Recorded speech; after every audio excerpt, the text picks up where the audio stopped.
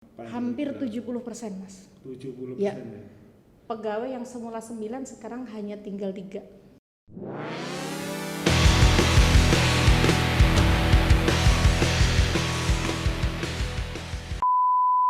Pada malam ini kita kedatangan tamu spesial, seorang entrepreneur, pengusaha perempuan di Kota Kudus. Beliau adalah Ibu Rubianti. Pada malam ini beliau akan bercerita bagaimana susah payahnya beliau menghadapi pandemi dalam menjalankan usahanya. Mungkin nanti Bu Yanti bisa menyampaikan kisi-kisinya bagaimana panjenengan bisa bertahan di tengah pandemi COVID-19. Monggo, mungkin Bu Yanti bisa bercerita. Ya, Assalamualaikum warahmatullahi wabarakatuh. Ya, terima kasih Mas. Mungkin di sini kita hanya sharing aja ya, ngobrol-ngobrol ringan gitu ya. Jadi mungkin pandemi bukan hanya saya pribadi ya, benar-benar ini dirasakan semua ya, semuanya gitu. Cuman karena produk kami itu ada di hampir seluruh pusat oleh-oleh, dengan adanya PPKM yang enggak tahu ya ujung pangkalnya kan harus nambah lagi gitu ya.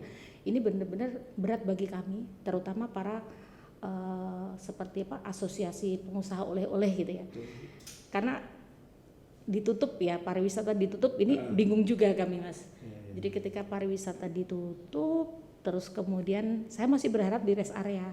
Karena alhamdulillah produk kami, bismillah ini kan udah hampir ada di seluruh Jawa.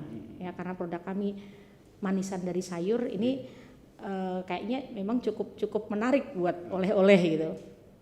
Nah, akhirnya ya bagaimana agar kami tetap bertahan hidup ya. Akhirnya ya udah kita anggap saja pandemi itu sebagai sahabat kami kan gitu. Oh iya, Bu Yanti mungkin bisa sedikit cerita produk yang dibikin. Jadi apa sih sebenarnya yang dibikin oleh Bu Yanti ya, mungkin biar masyarakat tahu. Betul. Saya mengolah buah dan sayur Mas. Jadi saya mengolah labu siam ya. Kalau kemarin labu siam itu hanya saya jadikan sebagai manisan. Nah, mungkin kalau saya harus menyebut di daerah lain ya, pemirsa, kalau misalnya ada di Wonosobo itu mungkin karika gitu ya. Karika, nah kami membuatnya dari sayur, jadi labu siam. Labu siam kami bikin manisan, gitu karena pasar kami, rencana pasar saya memang ada di pusat oleh-oleh. Enggak pahit Bu ya labu siam? Oh enggak, ini manis banget ya, manis banget. Jadi dengan berbagai uji coba ya, alhamdulillah sudah bisa diterima di pasar hampir seluruh Jawa. Sudah berapa lama, berapa tahun mungkin? Saya mengawalinya dari tahun 2017 di akhir September ya, mungkin ini berarti 17, 18, 19, 20, 21 ya. Ini benar-benar tahun yang lumayan cukup gitu. Ceritanya Bu, kok tiba-tiba memilih labu siam itu? Idenya dari mana mungkin? Ini labu siam ini hanya karena apa ya? Karena saya dan suami penyuka sayur, cuman anak saya dua-duanya nggak doyan sayur Mas. Ya, sedangkan saya mulai mempelajari labu siam ini kan manfaatnya baik. Awalnya berarti hanya coba-coba. Iya, awalnya hanya coba-coba saja. Biar si anak doyan, mau, iya betul, agar mau sayur gitu. Nah ternyata udah setiap aku bikin, ternyata mulai suka juga.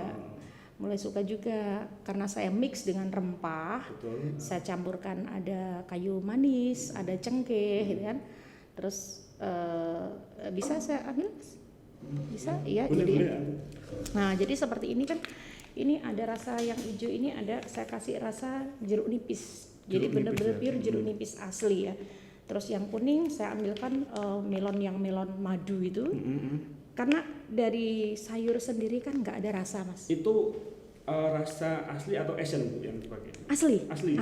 Hanya ini yang leci ini esen. Nah ini balik lagi ke anak saya Mas. Betul. Karena kemarin nggak mau, Mama itu kan sayur. Kata Popeye nggak boleh, nggak ada klorofil gitu ya.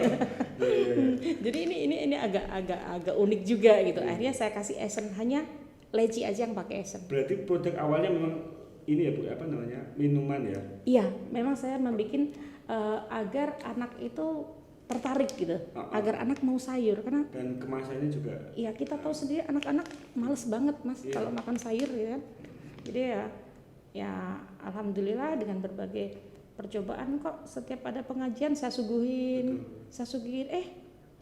tuh berapa tuh kalau pesen. Nah pikir kan kenapa nggak diduitin aja gitu. berarti awalnya iseng-iseng ya Bu ya? Iya asalnya hanya iseng-iseng aja sih. Kolega, saudara nyicipinya, Iya. kok rasanya enak, langsung bikin. Jadi ini ada yang paling cantik itu yang banyak penggemar itu yang rasa kayu manis mas. Jadi di sini ada kayu manis sama cengkeh ya, sama kayu secang. Jadi pewarnanya nih saya tambahkan kayu secang. Jadi benar-benar di sini itu unik banget, rasanya juga unik. Nanti kalau mas nyicipi rasanya nggak ada sayurnya sama sekali nanti. Tapi nggak bikin perut nganu Bu ya? Insya Allah nanti dicoba karena kami sudah ada angka kelayakan gizi juga ya, terus perizinannya sampai ke sertifikasi halal juga sudah semua. Iya. Oh iya Bu,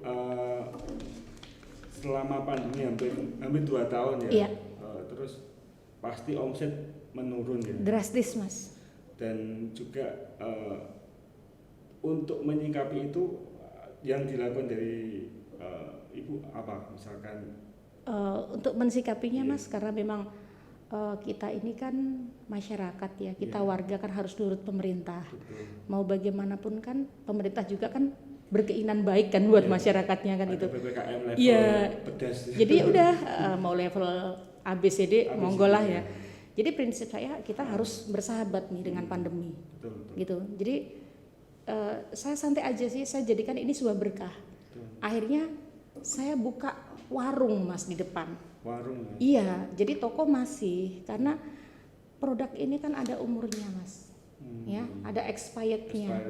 Kalau saya harus bertahan terus tanpa ada dengan aturan-aturan pemerintah yang tidak boleh berkumpul, tidak boleh keluar rumah, ya kan? Iya. Sedangkan online oke. Kalau bahan pokok mas, ini kan hanya apa ya, oleh-oleh ya. Kalaupun perlu kan nggak perlu banget gitu ya. Otomatis yang lebih diutamakan kan yang bahan pokok. Nah akhirnya ya udah kita harus pandai. Jadi disinilah yang saya anggap saya harus berpikir pandemi harus menjadi sebuah keberkahan. Gitu. Akhirnya saya mengolahnya menjadi empek-empek. Oh empek-empek. Ya. Jadi orang-orang yang paham dengan kesehatan. Jadi saya bikinnya empek-empek sayur. Empek-empek sayur. Saya dari labu siam juga. Jadi seperti ini, ya. Jadi seperti ini. Saya karena biar awet, saya bikin frozen. Saya masukkan ke freezer. Ya. Jadi bisa dinyano ya. Iya. Jadi seperti ini. Ini benar-benar sayur, mas. Ini benar-benar sayur ya. Jadi di sini ada kelihatan juga, mas. Ada hijau-hijaunya bareng, ya. Hijau-hijaunya benar-benar iya dari labu siam. Ya. Di sini bukan saya hanya mencampurkan sedikit, tapi perbandingannya antara labu siam dan sagunya lebih banyak labu siamnya. Ya, jadi benar-benar yang paham dan peduli dengan kesehatan ini benar-benar membantu kami di masa pandemi. Bu, kira-kira sampai berapa persen Bu omset turun itu selama pandemi? Hampir 70% mas. 70% ya. Pegawai yang semula 9 sekarang hanya tinggal 3. Tinggal 3 ya? Iya. Terus untuk menopang agar usaha tetap eksis yang dilakukan apa saja mungkin? Kami hanya apa ya mas, ibarat kami itu hanya cari rezeki hari ini untuk bertahan besok. Gitu. Jadi saya komunikasi dengan pegawai saya sih, alhamdulillah kemarin agak terbantukan karena saya peduli dengan pegawai saya ya, mau nggak mau yang masih bertahan memang saya masukkan ke BPJS Ketenagakerjaan ya. Jadi alhamdulillah agak terbantu di situ gitu. Jadi ketika saya rumahkan kan kalau nggak ada pemasukan kan nggak mungkin saya bayar ya. Jadi beberapa yang masih masuk ya memang saya komunikasikan, saya nggak bisa kalau gaji penuh seperti biasanya. Jadi ada pemangkasan lah. Jadi saya upayakan, saya komunikasi dengan pegawai. Ini mau bagaimana? Iya. Gitu. Saling. Iya. Jadi saya anggap pegawai saya itu teman saya, keluarga saya. Sampai bikin akhirnya pola pikir kami merambah ke nanas. Nanas ya. Iya. Dibikin apa lagi Bu nanas? Nanas itu kemarin saya bikin nanas coklat keju yang memang langsung saji gitu ya. kan. Itu kan memang lewatnya hanya jualan di WA. Iya. Karena terus terang kalau saya di kayak marketplace gitu Mas, saya agak gaptek ya, udah nggak ininya lagi lah. Udah ketinggalan gitu. Kan harus punya admin. Ya, harus punya ini itulah. Karena saya nggak melirik ke penjualan online ya Bu sejauh ini. Iya, melirik cuman kan karena apa ya Mas? Saya sendiri tuh heran loh, para pelaku UKM muda ini belum sekreatif yang kita yang sudah umur itu Mas. Padahal pelaku UKM ini kan untuk standar yang paling benar-benar masuk gitu ya, benar-benar produktif itu kan usia 23 sampai 35 lah. Ya. Kalau kami usia 40 ke atas baru diajarkan, didampingi oleh pemerintah untuk jualan di Tokopedia atau apalah, kayaknya mata kita udah capek deh Mas. Gitu loh. Ya, otomatis kan butuh admin itu. Iya, harus butuh admin. Dan untuk admin sekarang saya melihat juga mahasiswa sekarang beda ya. Mahasiswa pandemi dengan mahasiswa yang dulu itu beda gitu. Jadi sosial media kenapa nggak digunakan untuk benar-benar berjualan? Jadi saya paling hanya berjualannya lewat Facebook sama WA gitu. Jadi untuk di Shopee ini baru merintis, untuk di Tokopedia juga karena produk kami adalah produk oleh-oleh jadi masih kalah Mas. Ya, jadi yang hanya bisa kami perjuangkan ya yang pempeknya. Terus saya ada bikin es gempolnya dari labu siam. Sekarang kan itu Bu, kayak toko modern itu kan sedang kejar-kejarnya membangun kemitraan. Iya. Nah sejauh ini apakah sudah pernah mengarah ke sana atau ada setahun yang lalu sudah pernah komunikasi. Cuman saya kembalikan lagi kayaknya ini kebijakan pemerintah Mas.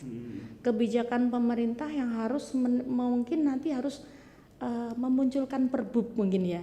Karena ketika saya melihat di kota lain itu termin pembayarannya ada yang 2 minggu sekali Mas. 2 minggu.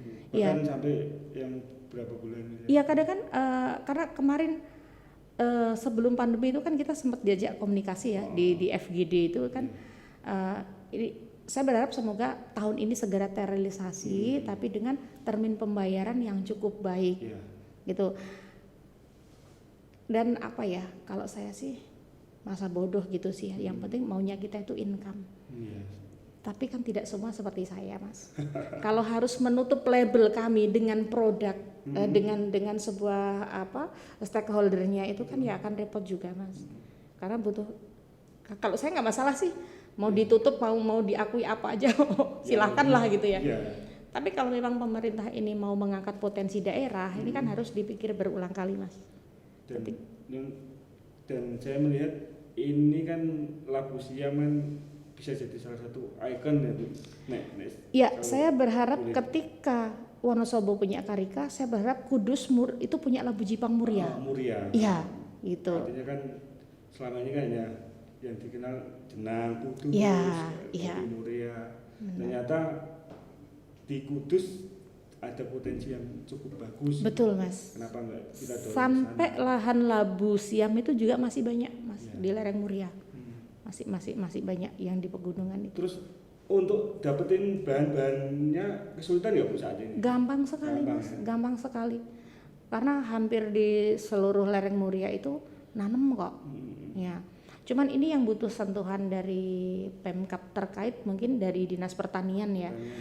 Karena yang dari Muria itu agak kecil Mas. Ya, kalau yang sering saya pakai di daerah lain yang ketinggiannya itu hampir sama dengan lereng Muria, itu jenisnya yang jenis murni Thailand Mas, jadi gede-gede. Besar ya? Ya, 1 kilo itu bisa cuman 2. Ya, jadi besar banget. Kalau untuk yang di Muria 1 kilo itu 5-4 gitu. Jadi kadang kita repot di eksekusinya kan, lebih lama. Iya. Kalau proses produksinya masih manual atau sudah? Masih manual, masih manual. Iya. Tapi tetap menjaga higienis ya. Insya Allah karena kami juga sertifikasi halal juga sudah, perizinan-perizinan yang lain juga sudah. Insya Allah untuk higienisasi aman. Aman Ya. Nah, sejauh ini mungkin dari pemerintah mungkin responnya bagaimana Bu untuk mendorong UMKM di Kudus lah secara umum ya? Secara umum ya, saya berharap sih itu nanti Pemkab ini benar-benar bisa mengangkat potensi daerah, bukan hanya mengangkat gitu ya, bukan hanya mengayokan gitu ya, tapi dengan realisasi apa, dengan realisasi mungkin mempersiapkan tempat Mas, jadi pendampingan. Ya, terus pasarnya juga disiapkan. Kalau ini akan jadi produk unggulan, katakanlah nanti ke semuanya ya, karena UKM di Kudus itu sangat luar biasa Mas. Ya, dari packaging dari apapun sudah layak untuk dijual di tingkat nasional. Tapi balik lagi ya memang harus di sini pemerintah harus ikut mendampingi. Iya. Jadi pemerintah mau tidak mau harus cawe-cawe. Iya, kan? Betul. Sebagai promotor. Betul. Ya apalagi tidak semuanya kan bisa seperti Bu Yanti yang punya akses relasi banyak teman-teman. Insya Allah Mas. Jadi saya berharap betul gitu ya. Saya yakin insya Allah semoga saja ini nanti di bawah kepemimpinan Pak Hartopo UKM akan benar-benar bergerak ya, merangkak untuk maju dan pasar nasional ini sudah ada standar gitu. Jadi produk-produk daerah itu bisa standar. Kalau paling jauh sampai kemana Bu ini produk? Untuk Makassar saya hentikan Mas karena kami keteteran di ongkirnya. Keteteran di ongkirnya gitu kan. Untuk luar negara sih paling hanya ke Malaysia Singapura itu paling cuma 20 kilo, 50 kilo gitu kan. Nah, pikir saya kalau mereka berarti kan sudah ada ketertarikan gitu ya. Nah, kalau sudah ada ketertarikan kan tinggal cara kita mempackaging gitu loh. Packaging yang bagaimana agar produk daerah ini bisa terangkat standar dengan produk nasional dan produk global ya Bu. Iya, betul. Jadi ternyata produk Kudus juga nggak kalah saing dengan produk di luar negeri kan? Iya, insya Allah tetap bisa Mas.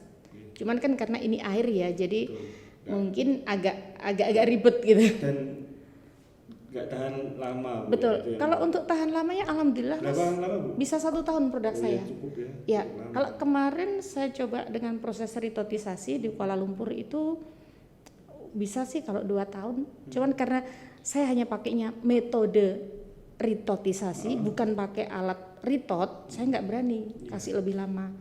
Karena kan tetap manual juga kan. Yang kami pakai cupnya food grade Mas. Food grade ya. Jadi yang memang untuk di steril lagi, untuk dipanasin lagi, untuk didinginkan lagi masih masuk. Kadang kan hanya pakai yang itu ya. Yang untuk sekali minum yang cup itu, jadi bukan itu. Jadi memang khusus, ya khusus untuk yang minuman. Terus saya dengar juga kabar dari pemerintah daerah itu mau bikin omah UMKM. Mungkin pernah dengar atau dengan usulan rencana tersebut tanggapan dari pelaku UMKM di Kudus? Ya kemarin memang saya sempatkan ngobrol dengan Pak Ketua Dewan, memang kami bukan mengeluh ya, kami sharing lah, karena berkaitan dengan air, karena ini bukan hanya dengan produk saya Mas. Saya tuh bukannya mimpi, semoga ini bukan jadi mimpi, semoga ini nanti akan benar-benar angin surga kan bagi pelaku UKM gitu. Usahakan harus punya mimpi besar. Ya tapi kalau untuk saya pribadi mungkin mimpi saya terlalu tinggi. Ya, karena Mas, kami sebagai UKM ini terus terang di packaging Mas.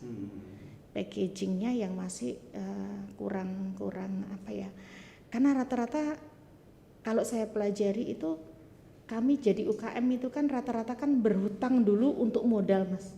Kami bukan lahir dari orang kaya yang akan membangun sebuah pabrik. Oh, iya. Ya, tapi Iya. kami lahir dari ketika kita ini memiliki pola pikir tentang ekonomi kreatif. Ekonomi Ya kreatif. seperti yang sering disampaikan Bang Sandi ya. Iya. Alhamdulillah saya juga tergabung dalam Uno Foundation, Uno ya. Jadi apa yang selalu beliau cecarkan itu adalah merubah pola pikir. Mengubah pola pikir. Ya, merubah pola pikir untuk menuju ke ekonomi kreatif gitu. Jadi ketika kita melihat sayur akan kita jadikan, kita proses sebagai apa kan gitu. Ya. Nah, ini yang rata-rata pelaku UKM terutama di Kudus ya yang saya tahu ketika tahu melihat kunyit harganya murah katanya lah ya. Iya. Oh sekilo kok cuma 6.000 gitu. Iya. Cobalah ku tambahkan sama asam Jawa, ku Iya. tambahkan sama gula ini, Jadinya- gula Jawa gitu kan. Akhirnya jadi gitu kan. Sebotol 15.000. Ya 15.000 kok enak Iya. gitu ya.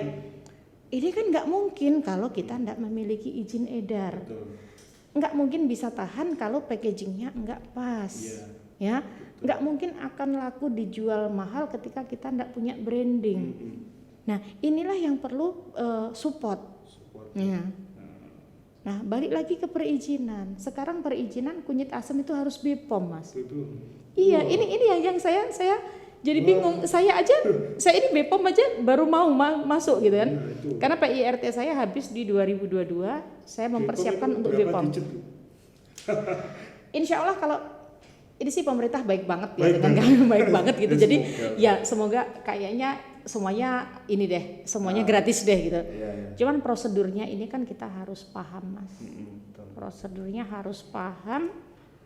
Cuman kalau ini masuknya ke jamu, masuknya ke herbal, Yeah. kalau rempah, inilah yang saya tuh, aduh teman-teman kasihan kan kalau harus ngurus Kalau izin. sekedar makan dan minum kayaknya makanan dan minuman ya, itu kan bisa PIRT kayaknya. Iya itu Iya kan? kalau PIRT itu nggak salah. produk yang lebih dari 6 sampai 7 hari Mas, yang bisa bertahan 6 sampai 7 hari. Kalau untuk yang langsung dimakan sih kita sudah hanya perlu sertifikat layak sehat cukup lah. Cukup. Berarti kalau yang sampai berbulan-bulan harus Iya, BPOM. iya harus BPOM apalagi berkaitan dengan rempah dan cairan. Iya. Nah, tapi kalau kunyit asam ini kan Padahal- BPOM kan harus dapurnya sendiri ya, yang saya tahu Iya, dapurnya sendiri gitu alatnya Mas. harus Iya. seperti ini. Kebersihannya sih Mas, Kebersihan kebersihannya. seperti ini ya. Ya saya berharap sih semoga aja nanti ada kebijakan-kebijakan Iya. yang lebih bisa membantu mengangkat UKM. Yang penting higienisnya masih bisa dipertanggungjawabkan gitu loh Mas. Betul, betul. Dan mungkin ini bisa jadi itu Bu, dorongan untuk teman-teman agar tetap semangat di masa pandemi, ada semacam saran bagi teman-teman pelaku Iya. UKM lainnya. Ya saya harap sih ya itu tadi Mas, seperti yang saya lakukan ya saya bersahabat dengan pandemi aja gitu. Jadi bagaimana apa sih yang dibutuhkan di saat pandemi? Saya nggak mungkin lagi kan. Ini pun wisata baru mulai merangkak. Iya. Merangkak Buka aja kita tutup. nggak tahu juga kan ya buka Tiba-tiba. tutup gitu kan. Iya. Akhirnya saya sampai saya tuh nebeng. Saya sampai ngemper. Saya bawa mobil saya penuhi produk, saya jual itu di arah Gunung Muria. Jualan di Iya. jalanan ya. Dan ini yang harus benar-benar kita harus menjadi pejuang yang tangguh. Iya, iya. Kadang mereka berpikir nanti kalau nggak laku, ya pasti. Iya. Musim kayak gini kok, ya kan? Gimana kita mau beli beras aja mikir, masa sih mau beli oleh-oleh? Oleh-oleh. Nah ini yang harus kita pandai. Sekarang apa yang dibutuhkan masyarakat di saat pandemi? Ya, Kebutuhan pokok. betul. Dan kita harus utama. mulai berpikir kreatif, gitu. Iya. Kalau nggak kreatif ya kita nggak. Jadi kemarin, iya, jadi puasa kemarin alhamdulillah saya terselamatkan dengan sari kulit nanas, Mas. Oh, dibikin apa itu? Jadi kulit nanas itu saya olah lagi. Heeh. Saya olah lagi karena saya pahami, saya cari sesuatu yang ada apa sih di dalam kulit nanas selain juga vitamin C-nya kan untuk kulit juga kan bagus, vitamin E-nya cukup tinggi. Jadi saya padukan kulit nanas itu sama kapulaga, sama kayu manis, sama cengkeh. Nah itu saya rebus, tapi saya fermentasi dulu selama 2 hari. Dan alhamdulillah support yang sangat luar biasa dari Pak Ridho Yahya ya, dari Pak Wali Kota Prabu Mulih. Ya, akhirnya kita punya banyak saudara di sana itu ya. Iya. Betul. Jadilah ada bukan kerja bareng ya, ada yang sesuatu yang saya tinggalkan di sana untuk mengajari mereka untuk berproduksi, dan di sini juga alhamdulillah lumayan sih. Lumayannya mereka-mereka yang peduli kesehatan itu. Iya, artinya menambah imun lah. Menambah imun. Iya. Artinya kan di masa pandemi ini kan kita harus pintar-pintar mengolah otak. Iya. Lebih kreatif. Sesuatu bisa jadikan peluang. Iya. Jangan sampai pandemi justru membuat kita semakin terpuruk. Betul. Dan tidak bisa bergerak, hanya jadi penonton. Iya. Dan saya berharap rumah kemas ini nanti bisa segera terrealisasi, Mas. Rumah itu ya? Rumah kemas UKM. Ya, kemarin saya ngobrol banyak dengan Pak Ketua Dewan. Seberapa urgensinya, Bu? Artinya untuk teman-teman pelaku UKM? Sangat betul-betul urgent betul. Kalau ini ada rumah kemas, Mas, nanti kan dengan istilah nanti teman-teman kan bisa dandake gitu ya. Kan kita nggak mungkin dan misalnya standarnya jelas. Iya, betul, higienisasinya, apanya. Jadi mungkin nanti saya tuh berpikir tentang kota-kota di tetangga kita yang bagaimana yang produk biasa jadi luar biasa hanya karena packaging kan, Mas. Ya, packagingnya, terus e-agingnya kan gitu. Kalau hanya sedikit saja sayur katakanlah, mungkin kalau kita beli labu siam cuman 2.000 ya, paling 2.000 3.000 lah paling mahal. Tapi bagaimana ketika itu kita crispy, kita kerancikan, ya, jadi cemilan kan, bukan hanya kentang gitu ya, bukan hanya kentang, itu kan ada nanti akan ada nilai tambah tanpa mengurangi atau merusak gizi yang ada, gitu. Nah, sesungguhnya ini Kudus itu punya sesuatu yang hebat, Mas. Potensinya. Iya. Tinggal apa, Bu? Ya, tinggal support dari pemerintah untuk merealisasikan. Karena Pura Agro, Mas, yang ada di Terban itu punya segalanya loh. Alat yang. Iya. Yang bisa mensupport. Dan itu untuk UKM memang belum mampu, Mas. Karena harganya yang nolnya yang banyak itu ya. Tapi ini paling tidak kan. Kalau Kudus itu punya rumah UKM, ya, rumah kemas UKM, saya yakin ini nanti akan banyak yang terbantu, betul. Saya yakin pasar nasionalnya juga lumayan bagus karena ketika ada alat packaging dan e-aging yang cantik, yang cakep itu, ini kan memperpanjang umur, Mas. Jadi dengan penambahan nitrogen ya, udara itu yang kedap udara itu dengan packaging yang cantik, selain menarik, Kudus punya ikon khasnya, ya, otomatis kan ekonomi meningkat, Mas.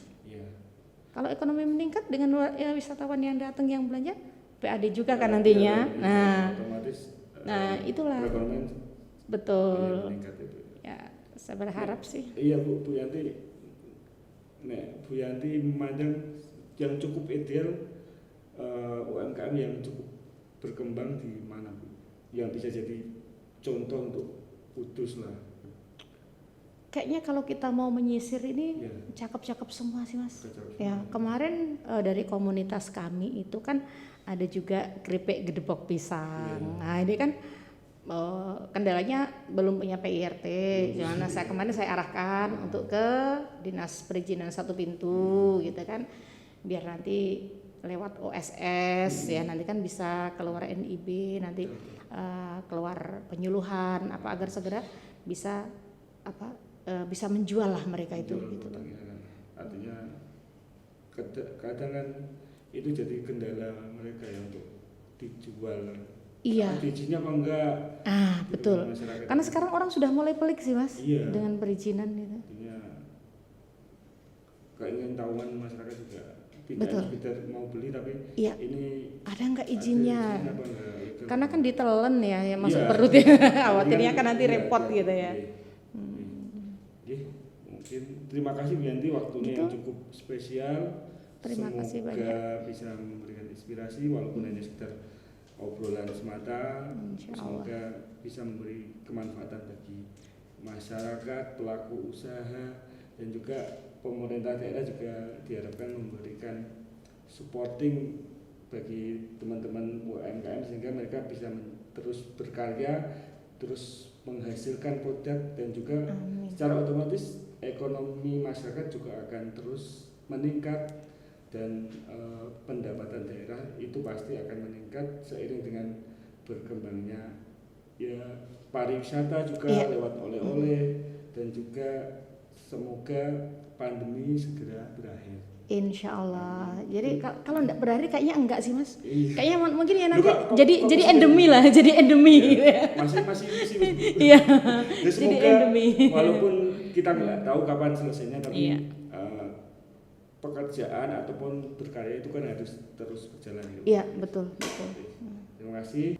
Ya, sekian perbincangan kami dengan Bu Yanti. Wassalamualaikum warahmatullahi wabarakatuh. Waalaikumsalam warahmatullahi wabarakatuh.